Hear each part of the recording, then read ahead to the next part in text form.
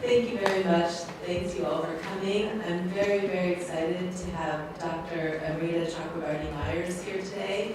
She's coming to us as a professor from Indiana University in Bloomington, where Bob Marcus actually taught. So that's a nice connection that she was pleased with.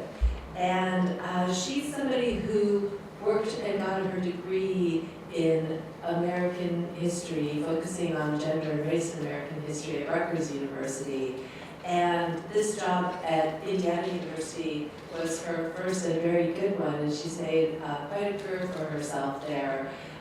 She wrote her first book that was called Forging Freedom, Black Women and the Pursuit of Liberty in Antebellum Charleston.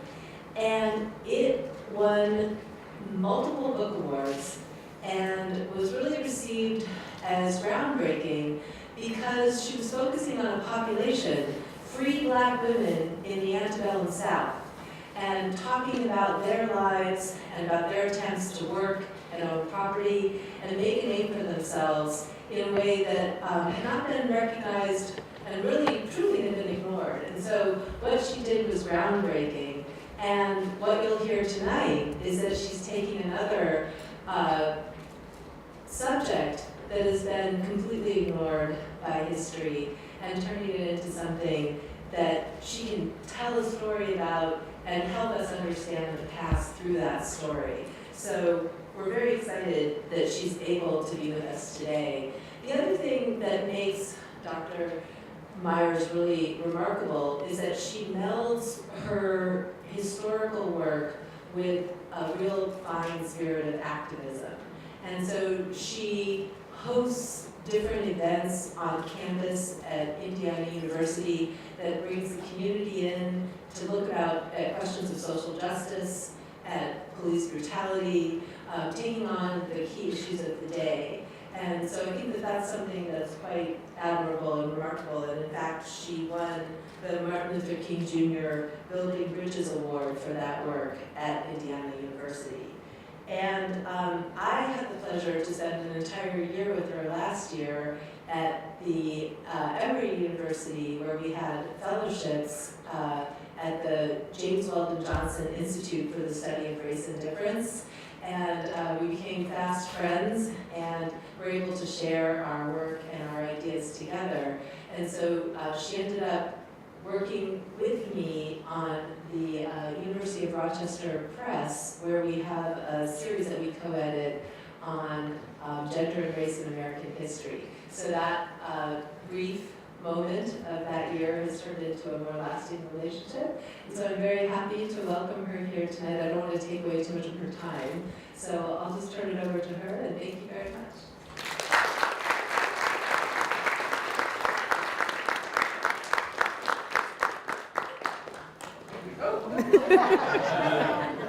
We're connected.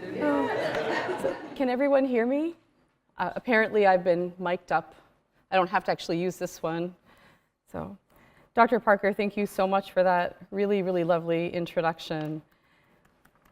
We did become fast friends last year at the James Weldon Johnson Institute. We discovered that we both love great food and theater and music. And I also, even though I'm a night owl and Dr. Parker is an early morning person, I convinced her to become a lover of bourbon, amongst other things. Not true, she says, not true. Don't worry, she's still a straight-laced person. She's a good girl. Me, maybe not quite so much, but no.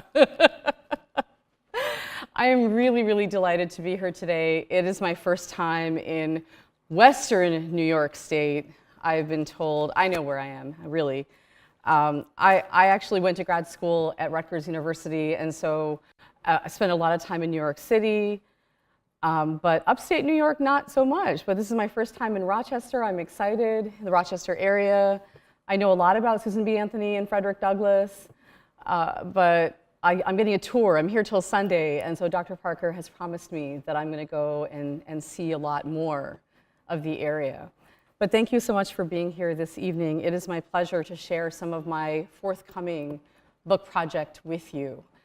Dr. Daly was telling me that he's had the poster up on his door for a while, and people have actually said to him, "Is this a joke?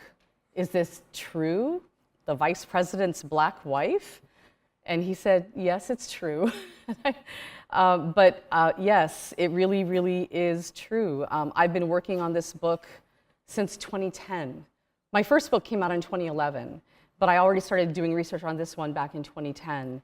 And it's taken quite a while because I'm an archival historian.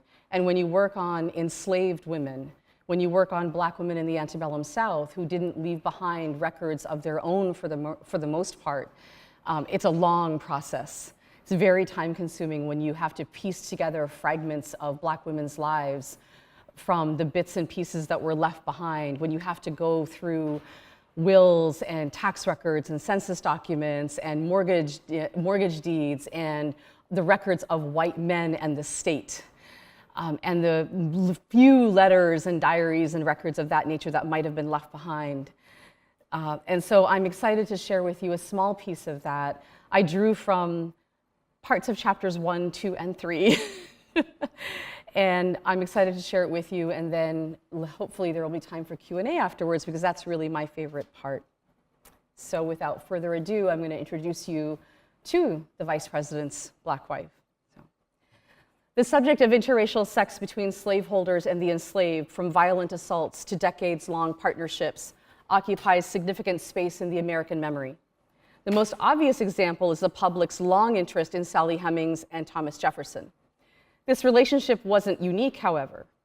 My forthcoming book on Julia Chinn, a black woman, and Richard M. Johnson, a career politician from Kentucky, highlights the long-standing connections between race, slavery, and politics in US history.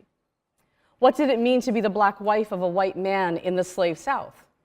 How much privilege did that association bring a woman of color, and where were the limits of that power? What did life look like for the children of such couples? How did a man attain political office in such a society while acknowledging the ties to his black family? How did this story remain in the shadows for almost 2 centuries, to the point where it was actually lost to even many of the couple's own descendants? These are some of the questions that my work answers. Set in rural Kentucky in the 1800s, Julia and Richard's story seems typical at first glance. A black woman was domestically connected to a white man. This union, however, has much to teach us about the impact of race, slavery, and sex on the American political landscape. At its core, the Vice President's black wife reveals how black women used intimate relationships to acquire power in the Old South, highlights where the lines of acceptance were drawn for members of mixed-race families, and illuminates how ideas about place, race, and gender shaped the limits of power for black women.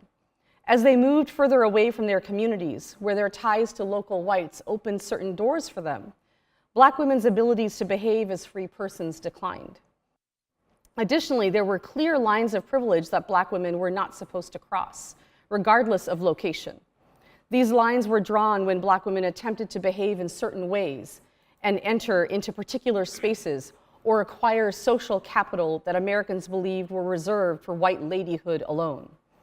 Sitting amongst white women at public functions, marrying white men, owning real property, and riding in carriages were not seen as acceptable for black women, no matter who they were related to, because these were markers of white womanhood.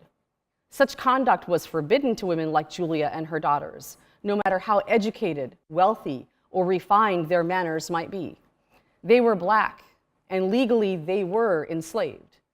Their attempts to live as ladies thus disrupted the hierarchy of the South and the nation, and such behavior could not be allowed to stand, at least not without pushback. So who were Julia and Richard? While Julia Chinn is hardly a household name, most of my colleagues in the history department at IU, even the ones who teach American history, did not know who she was when I first started working on her. So, even though she's hardly a household name, most Americans don't today even recognize the name of Richard Mentor Johnson either. Born in what is now Louisville, Kentucky in 1780, Louisville, right there, yeah, Louisville. Richard belonged to a planter family with Virginia roots, his parents having migrated to Kentucky from that state in 1779. A plantation owner, lawyer, and slaveholder, Richard was also a war hero who captured the national spotlight in 1813 after supposedly killing the Shawnee chief Tecumseh during the War of 1812. Additionally, he spent over 40 years of his life in public service, including one term as Vice President of the United States. He was elected to office for the first time in 1806, and he appears to have been well regarded in his home district of Scott County, Kentucky. In 1829, however, Richard, whose fame had grown during the 1820s, lost his U.S. Senate seat. Although his district returned him to the House of Representatives the following year, he remained in public office until 1850 when he died. There was a problem in 1829. It's almost certain that his loss that year stemmed from his ties to one Julia Chinn. Julia Chinn. Who is Julia Chinn? Family tradition today says that Julia was born a slave and raised on Richard's parents' farm. And while we don't know exactly what year she was born, oral culture pegs it to around 1790, making her about 10 years younger than Richard. However, I have found a document, an oral history from ex-Johnson family slaves, which says that Julia was only about 15 or 16 when her first daughter, Imogene, was born. Imogene was born in 1812. That means that Julia would have been born in 1796 or 1797. That makes her about 16 or 17 years younger than Richard, not 10 years. That means that's a big age gap by today's standards, 16 or 17 years. Okay. Regardless, we know that Julia was a slave because her mother, whose name was Henrietta, was also a slave of Richard's parents, Robert and Jemima Johnson. Now, we don't know who Julia's father was because although Julia and her brother Daniel both used the last name Chinn, most likely to connect themselves to the man that they believed to be their father. Now, since Julia was regularly referred to as being light-skinned, or back in the day, the term they used was mulatto. Please don't use that word today. Students in the audience, no, okay. We can assume that her father was a white man, most likely a member of one of the local area Chinn families. There were a few likely suspects in the bluegrass region, including Richard H. Chinn, who was the law partner of Henry Clay, very famous antebellum politician who lived in nearby Lexington. Although Julia and Richard grew up on the same farm, it's unclear how much time they would have spent together as children. Remember that 16 to 17 year age gap. Jemima Johnson supposedly raised Julia to be a house servant, training her by hand.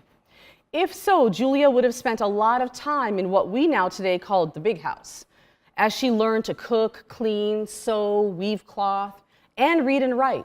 Julia was literate. Keep that in mind. And she also had medical skills that she was later known for. She might have even lived in the main house. But given that large age difference between the couple and the fact that Richard studied law at Transylvania University, very well known in Kentucky, in 1800 before he was admitted to the bar in 1802, and then elected to the Kentucky State House in 1804, it's very possible that the two had limited or no contact while they were growing up. Richard then moved to Washington, D.C. in 1806 after he became the first native-born Kentuckian elected to Congress. Black oral tradition, remember that document I mentioned, that oral history from ex-Johnson family slaves? That tradition says that Julia actually didn't grow up in the main house at all, but that she grew up in the slave quarters. If that's true, then it's even less likely that she ran into Richard while she was a child. If she spent her early years in the quarters, Julia would have lived with her mother and her brother Daniel and any other children that Henrietta had in a small cabin behind the main house. If the Johnsons were typical slave owners, Henrietta would have gone back to work soon after giving birth, leaving Julia and her siblings to be cared for by the collective of Black women on the Johnson farm. Julia and Daniel would have only seen their mother at night after Henrietta's workday was done. Julia herself would have been put to work at a young age, even if she wasn't trained to be a house servant. We know that children as young as the age of 5 were used as nurses for babies. Nurses were what they called, basically well, we would say babysitters today, but they called them nurses back in the day. And those under the age of 10 did chores that ranged from bringing water to thirsty field hands, to collecting mail, to caring for livestock. Depending on what the needs were at any given moment on the Johnson farm, Julia could have spent her days pulling weeds, sweeping the yard, collecting firewood, gathering eggs, feeding the pigs, babysitting, or shelling corn. Some slave owners even put slave children into the fields with smaller hoes designed for young workers. Despite having to work from a young age, regardless of whether she worked in the main house or out in the quarters, things really would have changed for Julia when she became Richard's housekeeper. That was the day that her childhood truly ended in more ways than one. How she ended up in Richard's home and in his bed are unclear, however. Richard's descendants say that Richard and his mother argued over his relationship with a poor white seamstress or a northern school teacher. We're not sure which one it is. But this argument happened at some point prior to the War of 1812, when he went off to war and became a war hero for maybe killing Tecumseh. That's unclear too. He likes to say that he killed Tecumseh. That's how he became famous. When he ran for the vice presidency, he has one of the worst slogans ever. Rumsey Dumpsey, Richard Johnson killed Tecumseh. Horrible, horrible, horrible. He wins the vice presidency, but I'm telling you, it's not because of that slogan. It's awful. Yeah. So that's how he becomes famous, but it's questionable that he actually killed Tecumseh. Okay, all right. Now, Richard wanted to marry this school teacher, seamstress, this white woman, supposedly, but Jemima, his mother, objected to having a daughter-in-law who didn't come from money. She felt that her son could do better. He was good-looking, he rode horses, danced well, he was popular with the young society women in Washington and in Kentucky. Now, Richard ended the affair, but he told his mother that she would regret her actions one day. That day came when he took Julia as his lover, after his father died and left her to Richard as part of the younger man's inheritance. Now, since Jemima had trained Julia herself and saw her as her quote-unquote special pet, this horrified her on a number of levels. So, the perfect revenge on Richard's part, but hardly what you would call a love story, right? Now, there's another version of how Julia and Richard supposedly came together, recounted by those ex-slaves by the Johnson family. The ex-slaves claimed that Richard inherited a lot of valuable property from his father's estate, including 100 or so enslaved laborers. He then built himself an impressive 2-story brick mansion with several rows of brick cabins for his slaves. When the house was finished, his mother came to help him furnish his new home. She told him at that point that he needed to have a housekeeper to help keep everything in order for him. The woman wouldn't do the work herself, but oversee things for him, be the manageress of the place. Jemima then told Richard that she had already selected someone from among the slaves down in the quarters. Henrietta's girl, Imogene, who was 14 years old. Imogene was, quote, well-trained and almost pretty, Mrs. Johnson said. And the young girl was, quote, neat and trim, quick in movement, and will not grow up bulky and awkward. She weighs only 90 pounds and will look well around the house, end quote. The matter was settled. Do you get the sense that Mrs. Johnson Sr. was a fairly in control, in charge lady? She was not to be trifled with. Yes. I know a lot about Mrs. Johnson Sr. I've found a lot of information about Jemima Johnson. So she chose, according to this, she chose Imogene. She got, the name is wrong, but she chose this 14-year-old girl from the quarters to be Richard's housekeeper. So the second story says that the girl's name is Imogene, this eventual mother of Richard's children. Now that's probably just a simple mistake due to the passage of time. Julia and Richard's first daughter was named Imogene. And the ex-slaves are telling the story in the 1870s. So a lot of time has gone past. They probably just got Julia's, name mixed up with her first daughter. It's not the only time, however, that facts about Julia have been confused or exaggerated. For instance, some people claim that Julia and the couple's 2 children lived with Richard in a lovely house on East Street in Washington, D.C. when Congress was in session. Others stated that Julia was, quote, a prominent figure of Washington life, and that when Vice President Johnson was not, quote, delightedly breaking ties in Senate votes, he and Julia would run off to Kentucky to manage the hotel he built at White Sulphur Springs, end quote.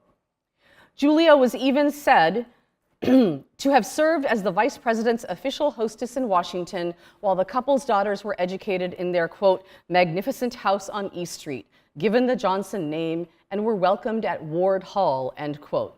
Ward Hall is one of the other Johnson family properties in Kentucky that Richard's sister and brother-in-law lived in. I've been at Ward Hall. It's quite the place. Now, this makes for very exciting reading. It's doubtful, however, that Julia, Imogene, or younger daughter Adeline ever visited, much less lived, in Washington, D.C. I've never found a single source that says they stepped foot in the District of Columbia. All the evidence points to the fact that while Richard worked in Washington, the Johnson women all lived in Kentucky, where they took care of the family plantation and business interests while he was away. Richard lived in a boarding house while he was in D.C., not some fancy mansion on East Street. And he was publicly referred to in Washington as a bachelor, although everybody knew that he had a black family back in Kentucky. Additionally, Imogene and Adeline, the daughters, were educated by a private tutor in Kentucky, and Julia actually had passed away before Richard became vice president in 1837. It's not possible then for her to have acted as the vice president's official hostess in Washington, D.C. In the midst of all these conflicting reports about her life, we're not even sure what Julia Chinn looked like, since no confirmed portraits of her are known to exist.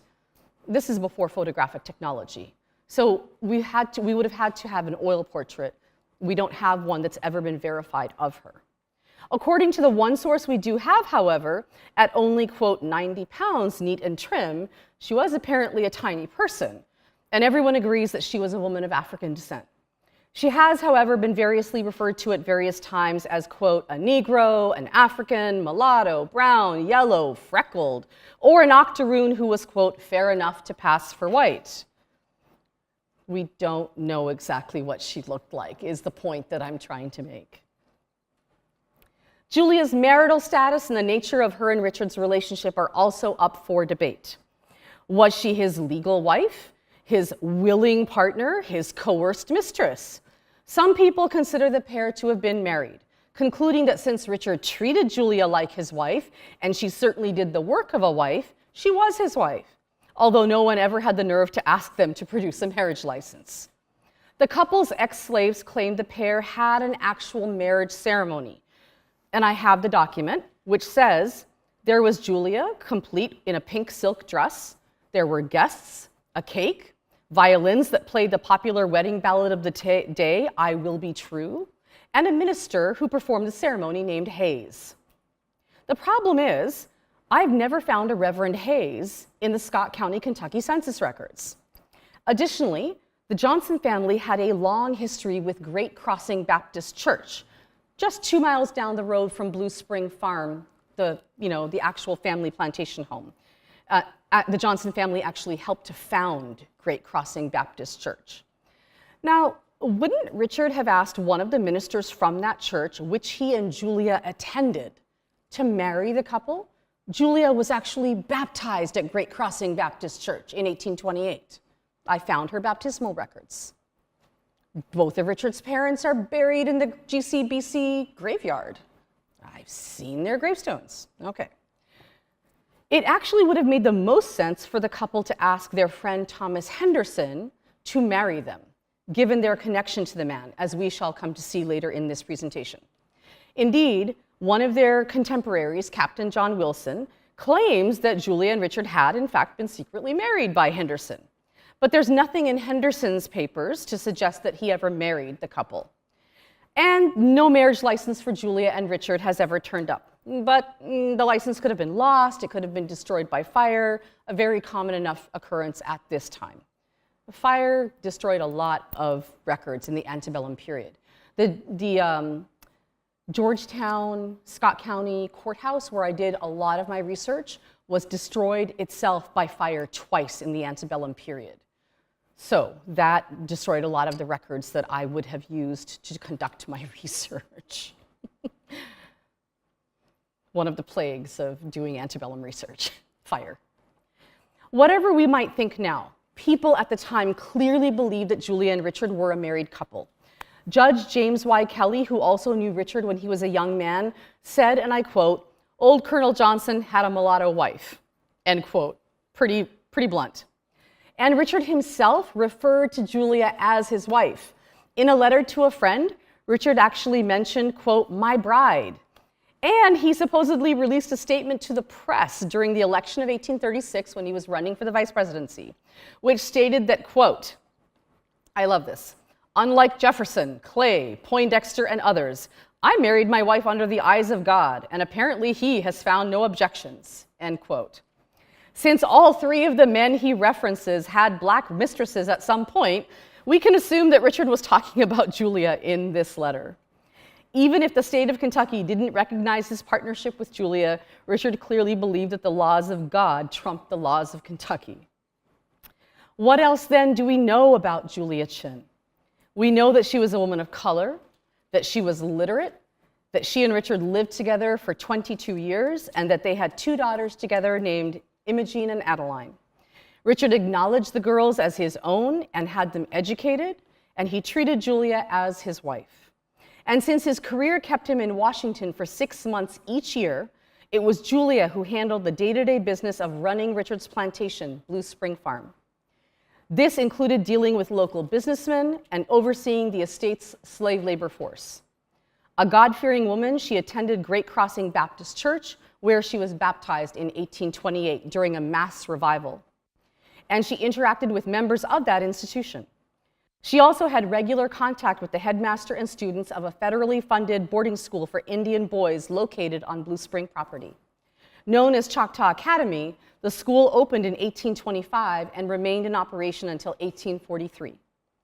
Johnson's letters to Thomas Henderson, headmaster of the school, yields additional information about Julia and her daughters and their life on Blue Spring Farm. It's Imogene's birth in February of 1812 that tells us that Julia and Richard were together for at least 22 years.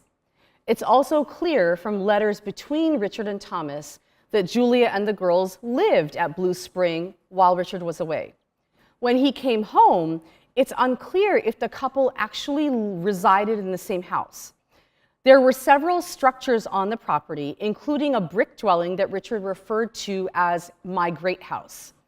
Julia, however, had her own residence at Blue Spring that was a stone house. Now, it's very possible that the couple lived together when Richard was at home, but Julia also had her own private space. And this wasn't necessarily an insult. Julia's position in Richard's life earned her the privilege of her own home, a place where she was in charge. And it was a large structure, large enough to accommodate a 3-room library. Indeed, she may have requested this house as part of the couple's relational arrangement. Still, the house was never really hers. It's important to remember that Blue Spring and everything on it was Richard's property. Keep in mind, in 1825, Richard wrote a letter to Thomas Henderson stating that if more housing was required for the Indian students at the school, he could just take over Julia's home. "At any time, I could appropriate that whole house if necessary," said he. Patriarchy is real. Keep that in mind. Privilege then did not mean absolute power. But still, Julia held considerable authority at Blue Spring. That Richard relied on her to make sure things ran smoothly in his absence is evident from when he told Thomas that, quote, "If Julia should remain well enough to attend to my matters, she will make all do their duty as to conduct and industry, and she will only want your assistance to make all act with the same propriety as if I were at home. If she should get unwell, you will have to take a little more trouble upon yourself to see that no disorder takes place with my people," end quote. This letter and others reveal that while Julia attended to a variety of matters at Blue Spring, one of the things she had specific charge over at Blue Spring was the slave labor force. It was her job to, quote, make all do their duty, to behave themselves and be industrious. She was also to report to Thomas as to which of Richard's slaves acts well and who among them, quote, acts ill. He, in turn, was to, quote, support her authority and tell her to make complaints to you, end quote. The reason Julia was to relay her concerns to Henderson is clarified in additional letters which reveal that Henderson was to punish the slaves who were acting ill. Things evidently did not always run smoothly in Richard's absence. In December of 1825, Richard was, quote, uneasy because Julia was having trouble with two slaves named Daniel and Jerry. She couldn't get the men to take care of a sick Indian student. And in addition to that, all the men had, quote, gone away except Sandy and Jacob Chase. Richard was frustrated that these sorts of issues arose every winter, and he told Thomas that he should, quote, converse with Julia and ascertain who has dodged and shucked and with whom she has had difficulty, and then chastise them on their naked skin, end quote. He then went on to state, He then went on to state that if Henderson was unwilling to do the whippings himself, he should call for a constable to flog the slave in question, or as a last measure, quote, sell them to Edward C. Johnson for his cotton farm, end quote. Please understand that just because Johnson had a black family didn't mean that he loved black people. He was still a slave owner. Okay. Like many Southern plantation mistresses then, Julia was left in charge of the farm's slaves while her husband was away. And like those mistresses, Julia found herself faced with a labor force that did not always respect her leadership, likely due in this case to both, the fact that she was both black and female. Thus, although Julia was given charge over matters at Blue Spring, she, like many other Southern mistresses, still had to rely upon a male overseer, Henderson, to carry out the disciplinary actions required to enforce her authority. Although Julia needed Henderson's help in certain matters, that did not mean that he was in charge over her. No. In fact, Julia was literate, and she wrote to Richard herself and kept him informed as to what was happening on the plantation in his absence. This included telling him whether Thomas was performing his duties as a headmaster, disciplining the farm's slaves, and tutoring the couple's daughters. That was Henderson's other responsibility. He had a lot of jobs, poor Thomas Henderson. I felt kind of bad for him, actually. In one letter, Julia apparently complained to Richard about the situation with enslaved laborers Daniel and Jerry, who I just finished talking about. Additionally, in January of 1826, Richard told Henderson that, quote, Julia informed me what an impressive lecture you gave Daniel, and that you've been very attentive to my requests as to your visits to my house to hear my daughter's lessons, and the great influence it has had upon the industry of the girls, for fear of you, and for fear that I might have a bad account of them. 1 month later, Richard mentioned that, quote, Julia writes me that you have been of great service in making my hands behave well. Thank you, end quote.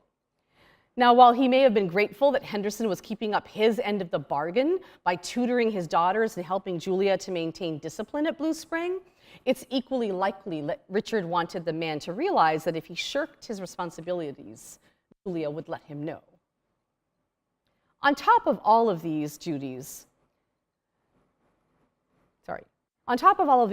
Julia was known for being a talent in the kitchen. And sources reveal that she oversaw the culinary and domestic arrangements for the parties that were regularly held at Blue Spring. This included President James Monroe's visit to Kentucky in 1819, during which time he spent one night at Blue Spring Farm while on his way from Frankfort, Kentucky to Lexington. While there was a big public dinner for Monroe in Frankfort one evening, which Richard and Andrew Jackson both attended, the men all relaxed and dined at Blue Spring one Thursday afternoon in July and stayed there overnight before traveling to Lexington the next day. James Monroe wasn't the only visitor to Blue Spring. Richard was known for his hospitality. He loved to entertain and entertain lavishly. Judge James Kelly of Scott County recounted that, quote, "I heard men say that they were treated so well at Blue Spring when they went out there that they just loved to go," end quote. Julia was used to planning events then, large and small, and she probably wasn't surprised when Richard came home from Congress in 1824 and, along with some of his neighbors, invited the entire township to come to Blue Spring on July the 3rd in order to, quote, "celebrate the birth of their liberty." Given the numbers that were expected, Julia would have been one of many wives in the area cooking and overseeing preparations for the spectacle, although the lion's share of the work would have fallen to her as the host family. And spectacle it was. A special table 300 feet long was built to prepare to hold all the food. Yeah, 300 feet long. And the Georgetown Light Infantry was in attendance. They fired off a special salute on the hillside in honor of the occasion. And they were answered by artillery that was planted at the Blue Spring on the farm. The cannon were shot off at 11 o'clock in the morning to formally start the festivities, and a large crowd listened to all the speeches, musical selections such as Yankee Doodle, and a reading of the Declaration of Independence by none other than Richard himself. When the speeches and toasts were finished, the guests enjoyed a dinner that lasted 2 hours. Julia also directed matters when General Lafayette visited Kentucky from France in May of 1825.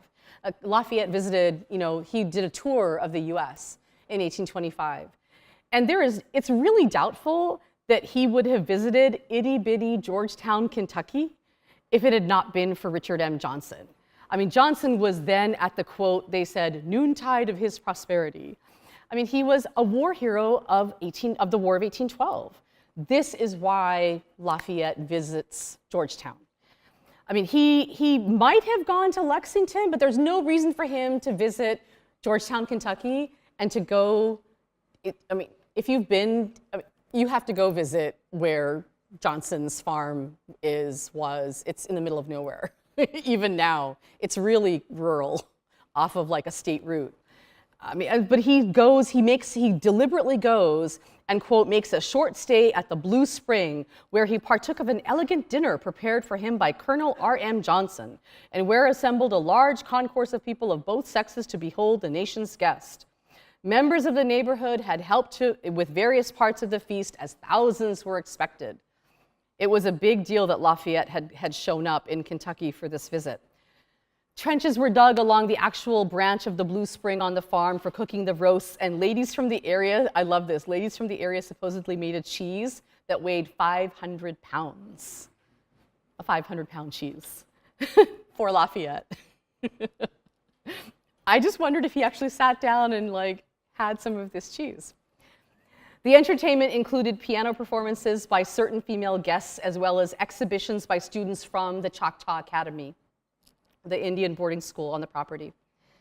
When Lafayette left Blue Spring, quote, he entered his carriage amidst the heartiest of greetings of a large assemblage of citizens who had assembled to take their last leave of him, end quote. Now, there's no reason to think that Richard actually prepared any part of that elegant dinner, of course, and every reason to believe that the enslaved house staff at Blue Spring did most of the labor, while Julia made sure that, quote, everything that was necessary for the occasion was prepared in fine order, given her reputation as, quote, the chief manager of all the domestic concerns of the house, end quote. We can also assume that Julia and her daughters met President Monroe and the Marquis de Lafayette during their visits.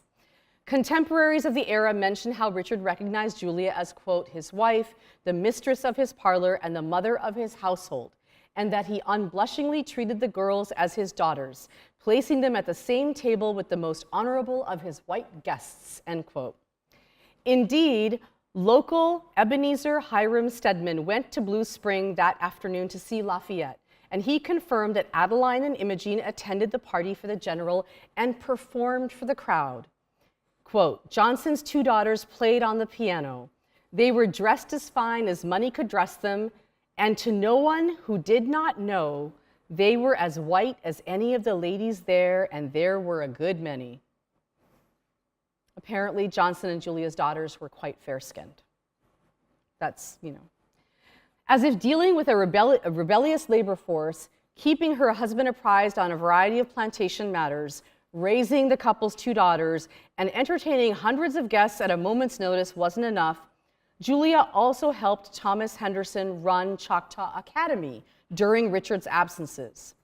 For Julia, having the boarding school at Blue Spring allowed her to quietly educate her daughters under Henderson's tutelage, but it also greatly increased her workload.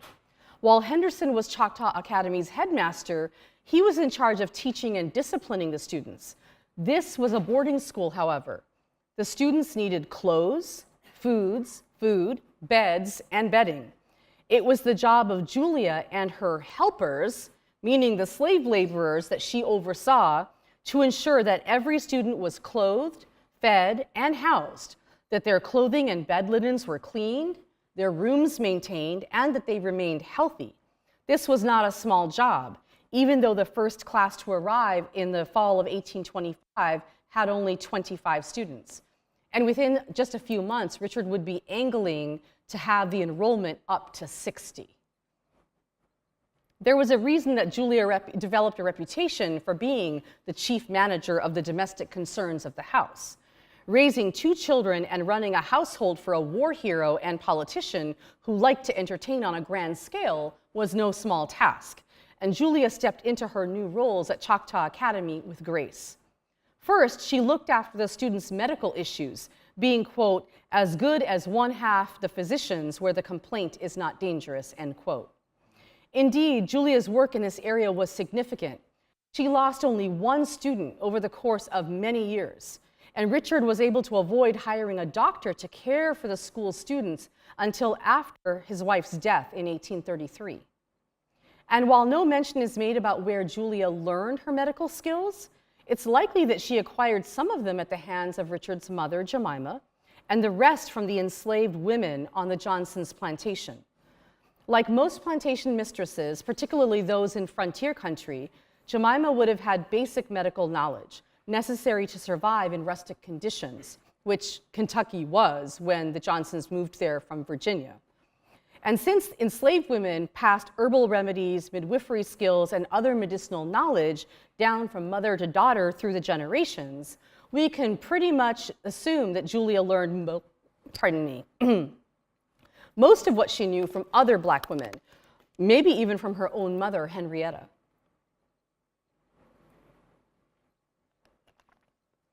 Julia was also in charge of setting up all the beds for the students that were designated for them, and making the bedding for the boys as well. This was an all-male academy. This included first buying coarse linen from William Johnson's store to make the bed ticks or the mattresses, and then negotiating with a local craftsman named Campbell to construct the actual bedsteads or bed frames. While it's unclear how much of the physical labor of mattress making Julia did herself and how much she delegated to the slaves under her command on the plantation, she did apparently do some of the work and saved the household money by, quote, furnishing some things at home with her own labor, end quote. Richard indicated in his letters, however, that even if Julia has to purchase everything, he would not object.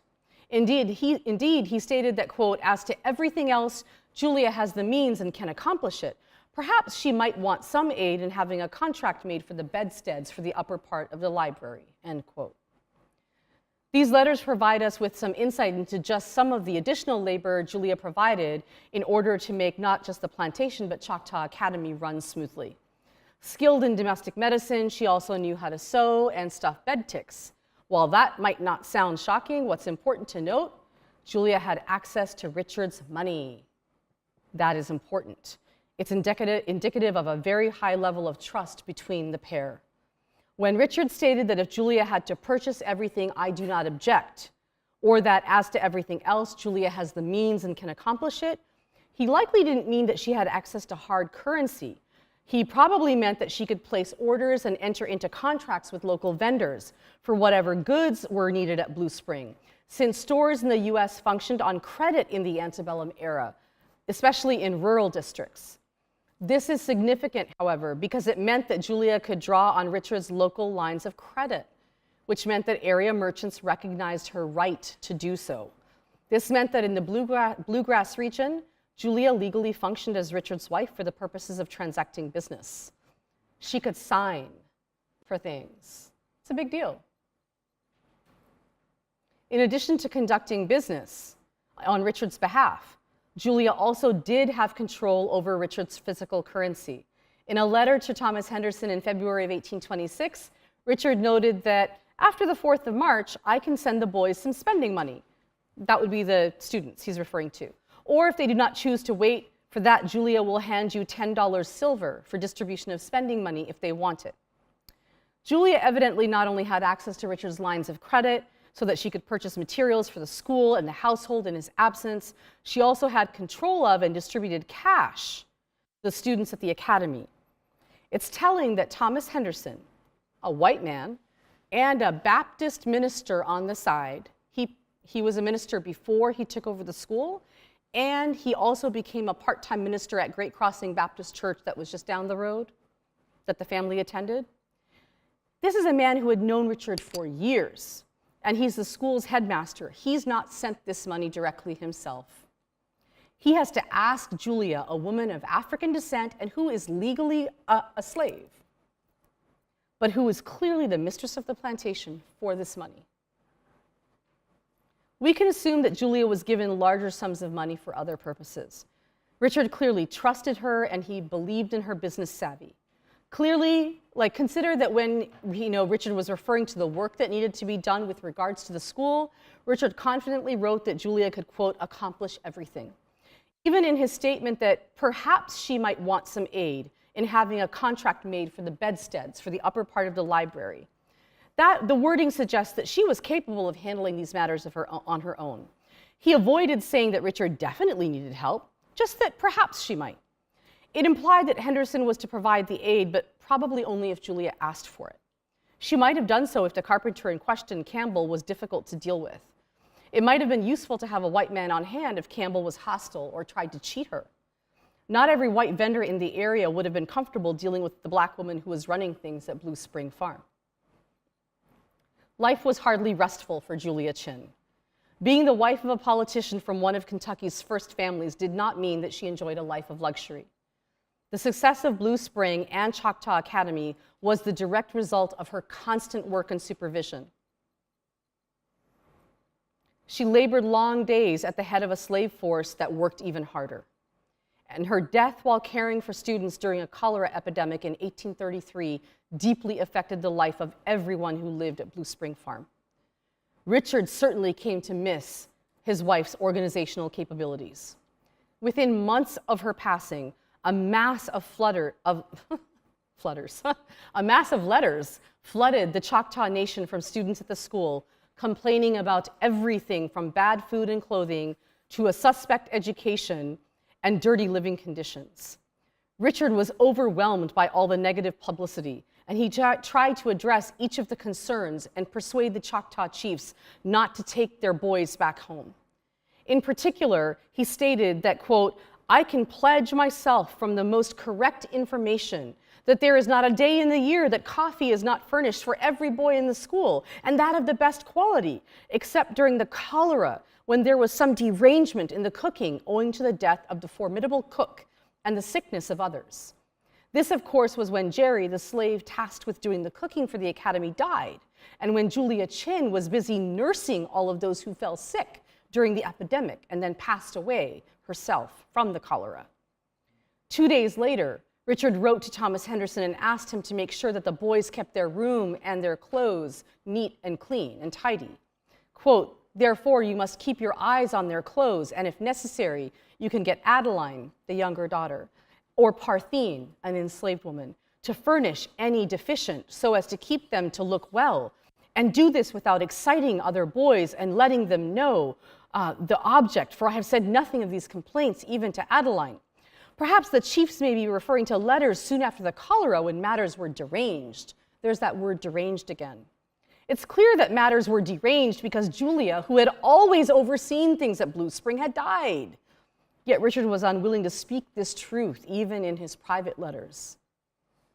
Try as he might, Richard couldn't easily replace Julia and everything she had done and overseen at Blue Spring. Consider the medical work that Julia had performed on the plantation, the work that eventually killed her. In June of 1834, Richard finally hired one Dr. Cotton to care for the students at Choctaw Academy, an expense he had avoided up until this point because of the expertise of his wife. Richard now claimed that there had never been, quote, a faithful discharge of this duty, which has always been that of the superintendent and teachers to attend to the sick. That troublesome duty had principally devolved upon my black people. But when Julia was alive, I had no objection, but that matter must now be entirely taken from my shoulders, end quote. Richard seemed to be saying that medical care was the responsibility of Henderson and his teachers, on top of everything else they did, and that this was something that his black people had taken care of. Now that Julia was gone, however, Richard was unwilling to be burdened with the matter.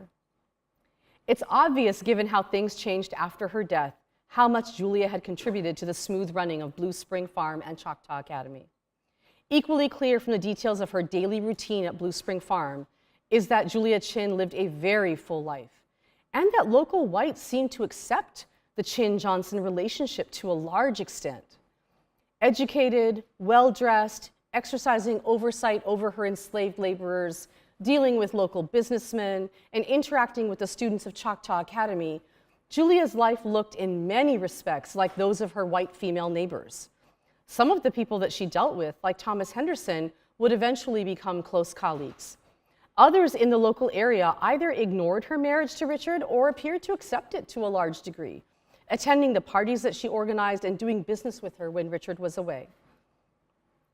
For centuries, whites in the United States have claimed that interracial unions did not exist, or that they took place amongst poor whites who lived with their black lovers in secrecy and shame. Such parameters clearly do not reflect the lives of Julia Chinn and Richard Johnson. My new book project thus forces us to acknowledge that these relationships, like those of Sally Hemings and Thomas Jefferson, were not anomalies, and that slavery, race, and sex deeply impacts American politics. Expanding on the work of scholars like Joshua Rothman, the relationships of people like Julia and Richard further illuminate the gaps that existed between the ideals that antebellum Americans projected about themselves versus the substance of life on the ground in their society. The rhetoric against interracial sex versus what appears to be the daily toleration of it and the space between the two held its course from the eastern seaboard to the new frontier, from rural areas to urban ports, from the deep south to Washington, D.C. No book has yet been published on the Johnson women, and studies of interracial relationships in the Old South are still few in number. The vice president's black wife thus joins a growing body of scholarship and stands to make several contributions to the field, shedding light on antebellum attitudes towards interracial sex, bringing black women's lives to the center of Southern history, and placing the Upper South at the heart of the story of slavery and freedom, as well as revealing the impact that race, slavery, and sex had on the national political landscape.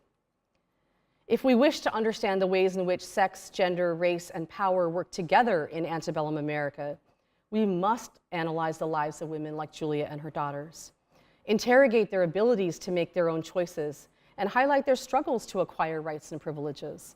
It's critical that we do so, even though it does mean relying in large part on white documents that utilize the male gaze in order to unearth black women's stories from the archives. The tale of Julia and Richard is in many ways that of one interracial Southern family. More broadly, however, it analyzes the multifaceted nature of 19th century attitudes towards interracial sex and brings the lives of black women to the forefront of Southern history. It also reveals the challenges inherent in doing research on black women in the antebellum period, where we have to use white male voices often to tell the story of black women's lives, the methods scholars must utilize to deal with such subjects, and the lenses we have to employ, and the questions we must ask if we wish to expand the story of American freedom and democracy and bring black women's voices and stories in from the margins to the center of US history. Today, I focus strictly on Julia, to the exclusion of her daughters and the enslaved laborers who actually ran Blue Spring Farm. I've taken bits and pieces even of Julia's stories from the first 3 chapters of my book in order to share that with you tonight.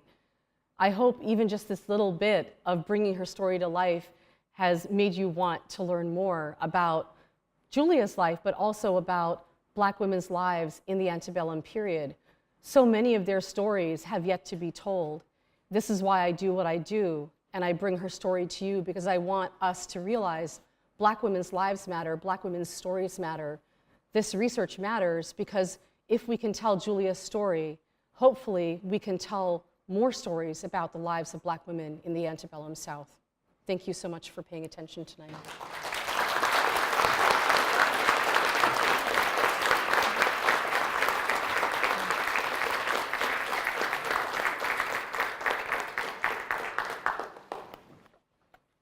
I look forward to your questions. And I'm going to step out from behind, because I am short. And I'm going to carry the, are we still, can you still hear me? Okay, I'm going to carry the battery pack with me. Professor Daly. The daughter, and you implied the families lost their knowledge of this. They had descendants who lost knowledge of this, like many of the Hemings did as well. Yes, so I actually published an op-ed earlier this week, and I think that it's now on the Brockport History Department Facebook page. If you're interested in going back and taking, it's a 1,000-word op-ed, so it's super short. And it talks about how Julia Chinn was literally erased, not only from the history books, but from the memories of her own descendants. And how that happened is, so Imogene and Adeline, Imogene lived to be a very, very elderly woman, well into the Reconstruction period. And her descendants, at some point in the early 20th century, they had crossed over the color line and were living as white persons by that point, and decided to, it's Jim Crow, it's segregation, telling people that you're related, descended from a Black woman, probably not a great thing at that point in Kentucky. So they quietly stopped telling their descendants, their children and grandchildren, that they were descended from Julia Chinn. We all know that in American history, there's a great sense of pride about being descended from presidents, vice presidents, famous generals.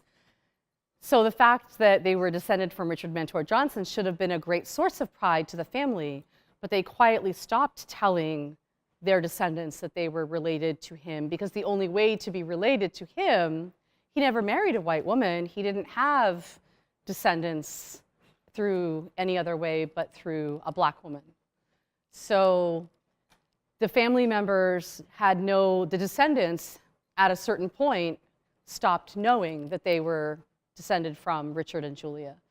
And it's not until the 1990s so the last name, Imogene marries a man named Daniel Pence. So Pence family descendants in the 1990s begin rediscovering their heritage because elder members of the family begin passing away, and homes are being sold, boxes of memorabilia are uncovered in attics, literally. This is an actual, I've interviewed members of the family who were willing to be interviewed, not everybody was. But people who did, literally one of the descendants, her father passed away, her stepmother was selling the house, after the funeral, and her stepmother discovered a box in the attic which belonged not to the father, but to her mother. Her mother had passed away in the 70s, and her father had remarried and had been married for 20 years. And so her stepmother said, "Oh, Brenda, I found a box that belongs to your mother. You should have it, obviously." And Brenda said, "Well, great. Could you just box it up and mail it to me?" Brenda opens up the box. It's full of pictures and of people she doesn't recognize, and some other materials and a letter. And she was really confused about the stuff. And the letter, she didn't really recognize any of the names in the letter except for the fact that one of the last names in the letter was Pence. And she got, well, gosh, Pence is a family name going back a few generations. It had died out at that point because of women getting married and last names changing. but she knew that it had been her grandmother's name at one point before her grandmother got married and the name changed. So by the late 1990s, you know, the internet is around. She starts doing some research. By this point, Brenda is in her 60s. She starts doing some, well, who is this guy in the letter named Daniel? The letter was to Daniel Pence, Imogene's husband. So she starts doing, well, who is Daniel Pence? Who's the guy who wrote in the letter? And in the letter, it refers to Daniel's wife, you know, his wife Imogene, and who are these people? The photographs have no names on them. They're, I mean, to make a long story short, Brenda finds out after using Ancestry.com and a lot of searching and et cetera, that she is a direct descendant of Imogene, who is the oldest daughter of Richard and Julia. She is now the family genealogist and has spent the last 20 years of her life doing archival research and genealogical research. Her collection is amazing. She has more materials and research than a lot of libraries and archives. And she's just been a wonderful, wonderful person to get to know. But, you know, it's not just her. I mean, there was a conscious decision made. Like, she realized the fact that her mother had this box, her mother had to have known, her grandmother definitely knew. There was a conscious decision made on the part of the family to hide their lineage. And if you trace back, Brenda was born in 1939. She's going to be 80 this year. So you can kind of do the math and realize that at some point in the early 20th century is when the family kind of consciously decided that they were no longer going to tell any further generations about this. Yeah. So it's now they know, but not everybody in the family is necessarily happy about it. So the ones who are okay with it, I've conducted interviews with. So I've conducted interviews with 6 members of the family, and their stories are actually integrated into the introduction to the book. Because history and memory, erasure and resurrection are a big part of setting up the story. Because Julia Chinn, you know, and to a certain extent Richard Johnson, were sort of erased from the history books. And as I say, I actually was talking to one of the students at dinner before we started the event tonight about the fact that if Richard Johnson had had a conventional life and a conventional wife, we would know more about him. But he didn't, and that's why we don't. Yeah. Thanks for the question.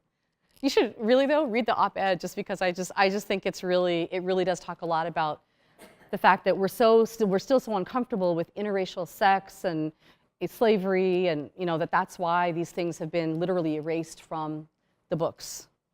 Yeah. Oh, in the very back. I think a lot of us are familiar with, white men in the South taking slaves as concubines. At least I wasn't aware of them taking over the business matters.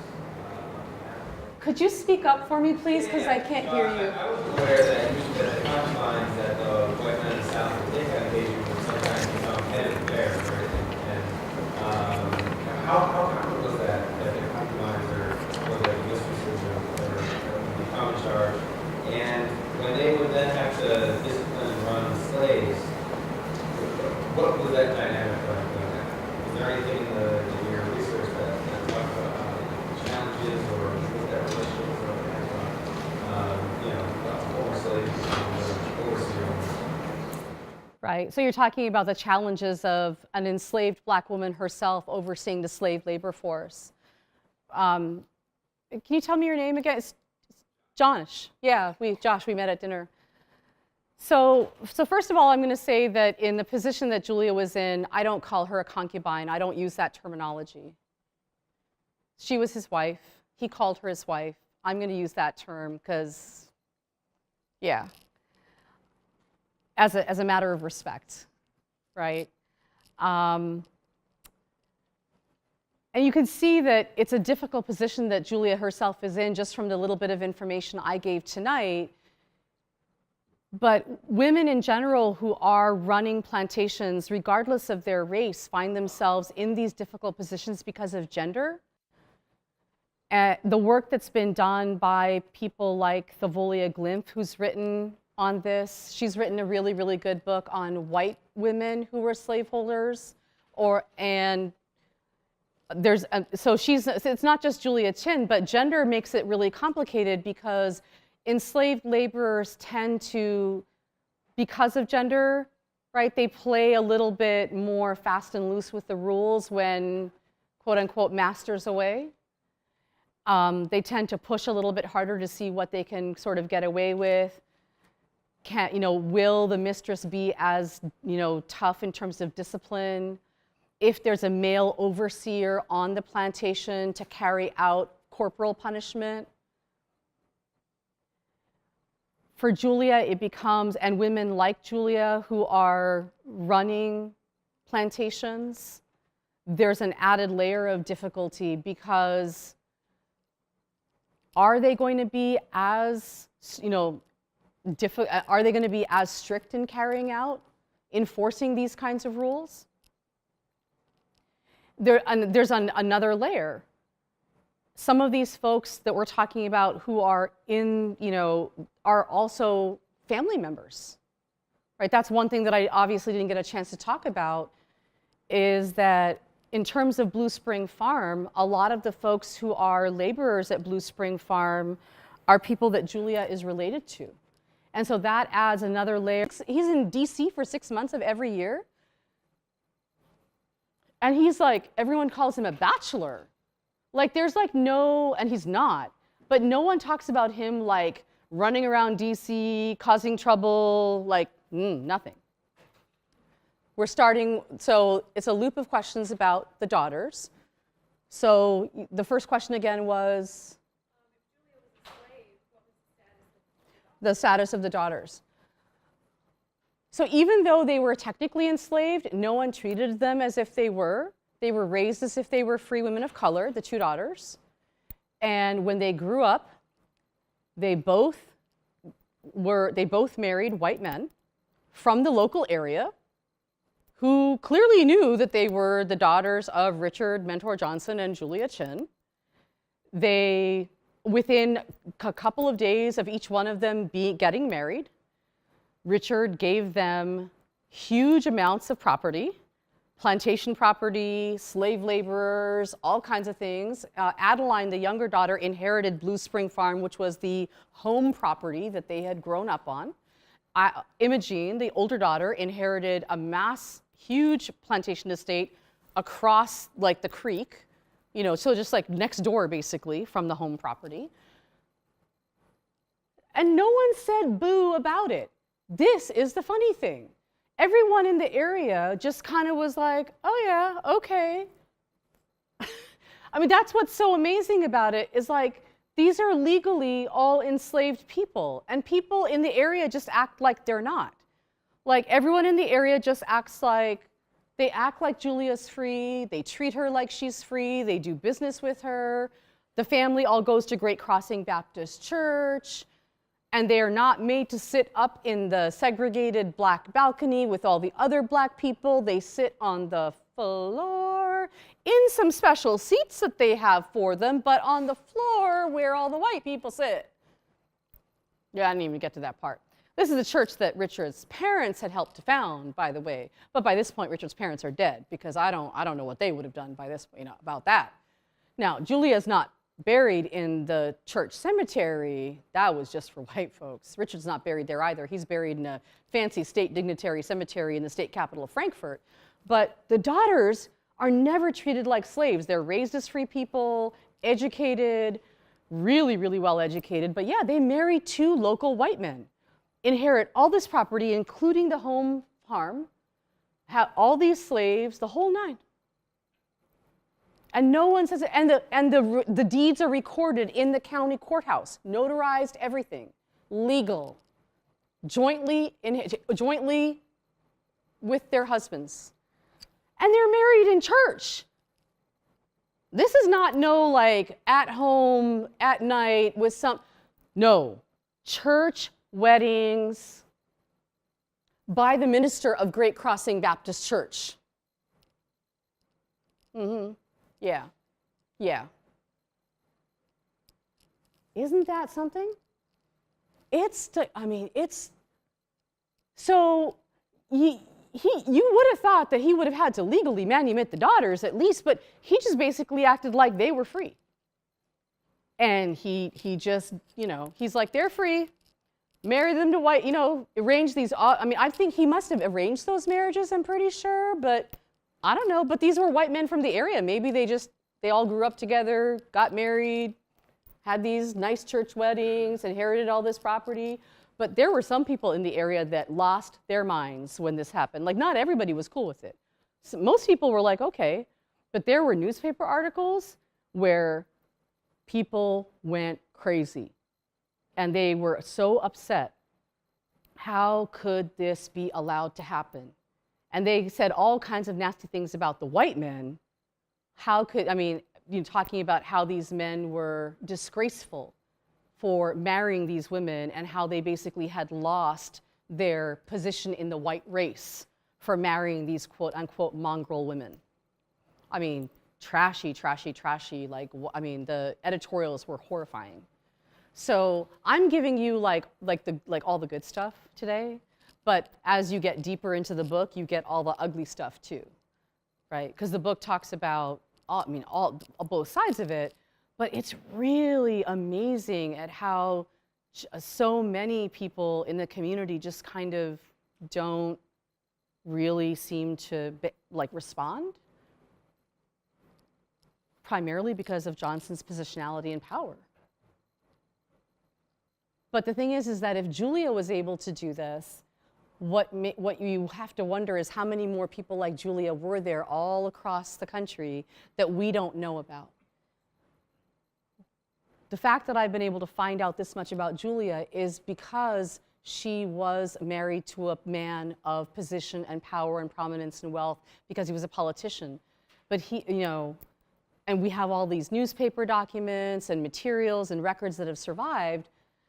How many more women had similar lives, but because they were with men who didn't have such positions of prominence and power, their stories have been erased or lost or eradicated. And so my hope is that if we can bring her story back to the forefront, it will perhaps encourage more research in places all across the antebellum South, in county courthouses and records, and maybe more of these stories will come to light. That's at least what I'm hoping.